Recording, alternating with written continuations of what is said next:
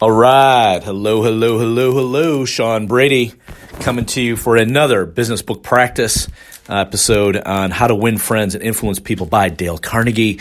And we're covering chapter 1. So we're doing this a little bit more virtual today because I'm going to be out of town while some of the other people are taking on the book practice. So in reading this chapter, there's a couple things that stick out. But the thing I wanted to read here, so you have it, was Father Forgets by W. Livingston, and I think his name is Larned, Larned.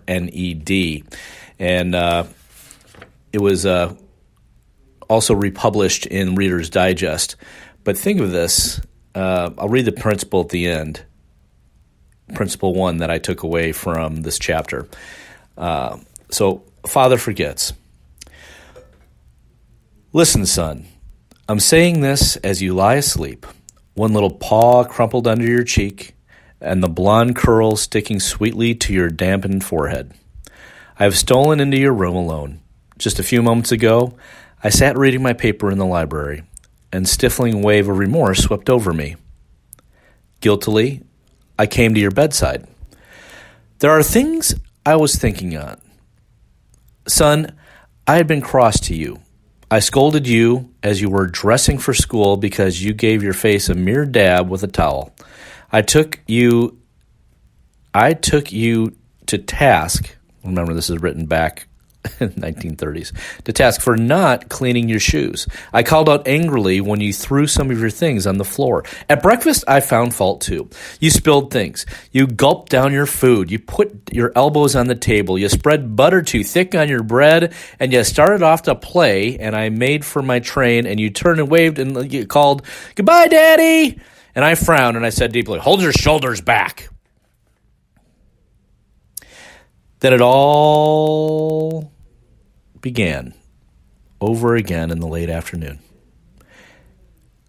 I came up the road. I spied you down on your knees playing marbles. There were holes in your stocking. I humiliated you before your boyfriends by marching you in front of me into the house. Stockings were expensive, and if you had to buy them yourself, you'd be more careful. Imagine that, son, from a father. Do you remember later when I was reading in the library how you came in timidly with a sort of hurt look in your eyes? When I glanced up over my paper, impatient with interruption, you hesitated at the door. "What is it you want?" I snapped. You said nothing, but ran across one tempestuous plunge and threw your arms around my neck and kissed me, with your small arms tightened with affection that God had set blooming in your heart, and which even neglect could not wither. And then you were gone, pattering up the stairs. Well, son, it was shortly afterwards that I put my paper slipped from my hands, and a terrible sinking feeling came over me. What has happened? What habit is doing to me? The habit of finding fault, of reprimanding. This is my reward to you for being a boy? It was not that I did not love you. It was that I expected too much of youth. I was measuring you by the yardstick of my own years, my own life.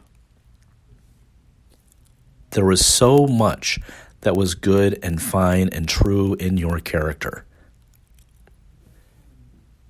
The little heart of you was as big as the dawn itself over the wide hills.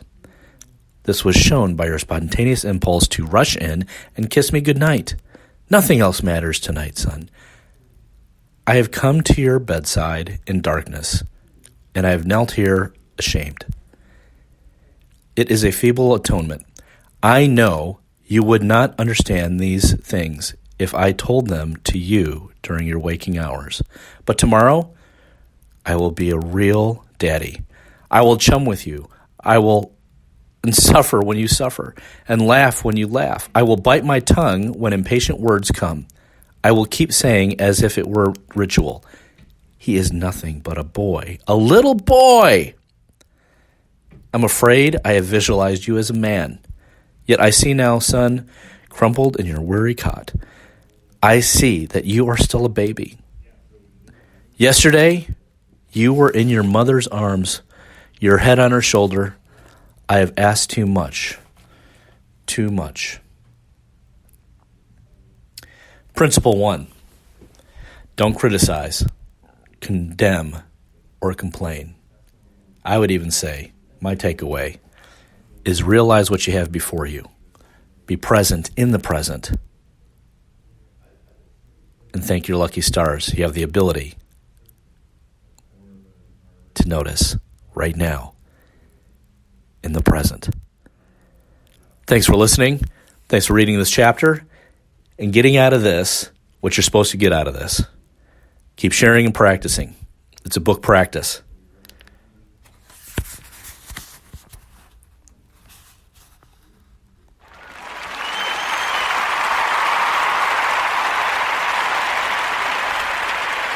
Good stuff. Great stuff.